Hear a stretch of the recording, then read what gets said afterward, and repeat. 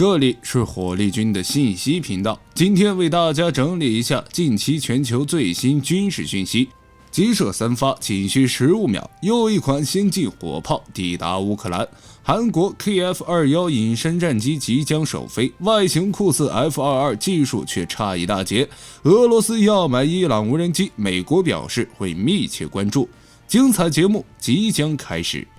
近日，乌克兰军队收到了瑞典援助的弓箭手车载火炮。相比此前法国援助的凯撒车载火炮，弓箭手最大的特点是采用弹仓全自动装填和发射，3名炮手均在装甲操作室中作业，而不用在火炮边上搬炮弹，具有高度自动化，能够实现打了就跑的战术。由于该炮拥有全自动装填系统，射速远比传统榴弹炮要快得多。在极射速状态下，前3发炮弹仅需12秒就能够打出去，尾舱中的20发炮弹全部打完只需要2分半，是世界上反应最迅速的155毫米车载火炮。而这款车载火炮之所以这么勇猛的核心，就是其搭载的 FH-77 榴弹炮。FH-77 是瑞典1970年研制的新一代野战支援火炮。在上世纪70年代末，瑞典在 FH-77 的基础上，又推出了一款39倍镜深管的改进型155毫米榴弹炮，自身配备有简易动力，可以达到8公里的公路时速，能够由士兵驾驶进入阵地。在此基础上，瑞典博福斯公司随后对其进行全自行化和自动化的改进，最终 FH-77BW 弓箭手车载火炮问世。与当时流行的履带底盘自行火炮不同，瑞典采用了沃尔沃 A30D 全地形卡车作为底盘。这种铰接式全地形卡车的载重能力和越野能力不比一般的履带式车辆差，在欧美的矿业等领域有着很高的使用率。弓箭手整体设计基本保留了卡车的底盘结构，车体前部为驾驶室和成员舱，行驶状态下炮长等人都在这里。车顶配备一个遥控武器站，车体中部为箱式弹药储藏结构，加上火炮自动装弹机里的20发备弹，全车可以携带40发炮弹，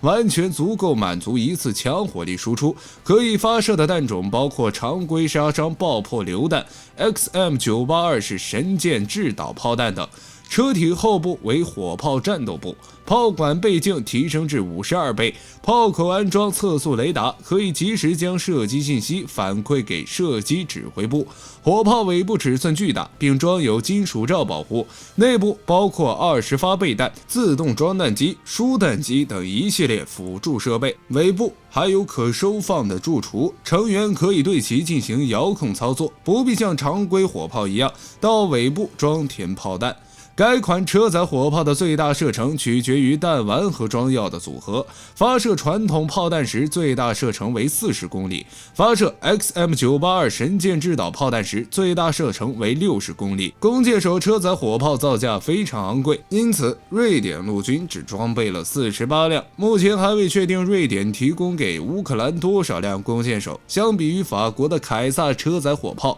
瑞典的弓箭手拥有更强大的作战能力和反应能力，因此对于俄军而言，其威胁程度更为巨大。韩国 KF-21 隐身战机即将首飞，外形酷似 F-22，技术却差一大截。近日，韩国公布了该国首款隐身战机 KF-21。001号原型机的地面滑跑测试镜头。在6月份，韩国国防部官方出版了《国家日报》，就曾报道韩国自主研发的 KF-21 战机首架原型机即将于7月首飞，并进入试飞阶段。这一报道透露，韩国航空航天工业公司已经造出了6架试飞样机和2架地面测试样机，其中1架编号为004的原型机是此前从未曝光过的双座型。这一系列活动都证明了 KF-21 项目正在有条不紊的推进中。如果其成功首飞，将会成为韩国历史上首款准隐身战机。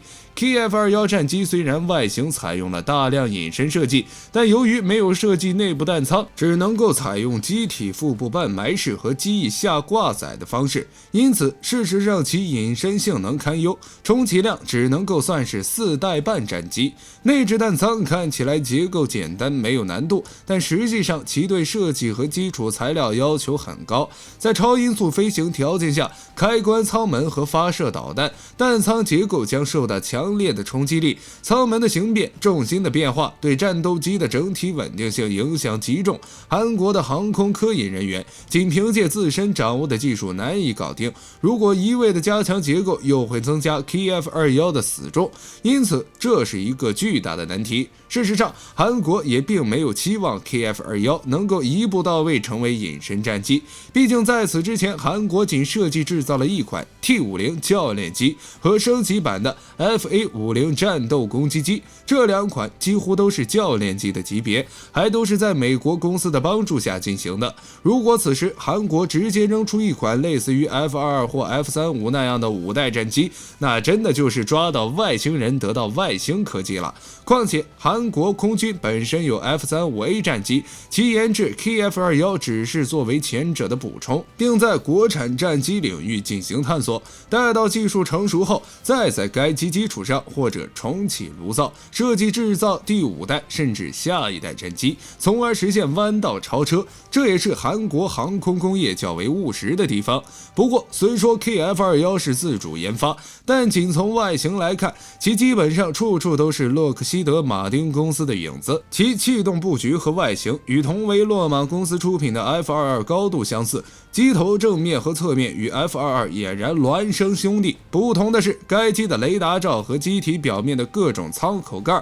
都没有锯齿或者遮挡结构，其进气道也缺乏隐身考虑，红外搜索与跟踪系统直接布置在舱盖前方，甚至该机目前都没有内置弹仓，只有一个预留的内置弹仓空间，所有的武器都需要外挂使用。机腹部用于挂载流星空导弹的挂架是半埋型，导弹裸露出来基本上没有隐身性可言。韩国对外声称 Kf-21战斗机的国产化率达到了65%以上，但实际上剩下的35%才是最关键的部分，比如驾驶舱玻璃为美国汉普森工业制造，武器挂架、通信系统、副油箱以及供氧系统为英国科巴姆公司的产品，机载相控阵雷达则来自以色列 ELTA 公司的产品，其搭载的 F414 GE400 引擎来自美国通用电气公司授权韩国组装，弹射座椅是英国马丁贝克公司授权生产，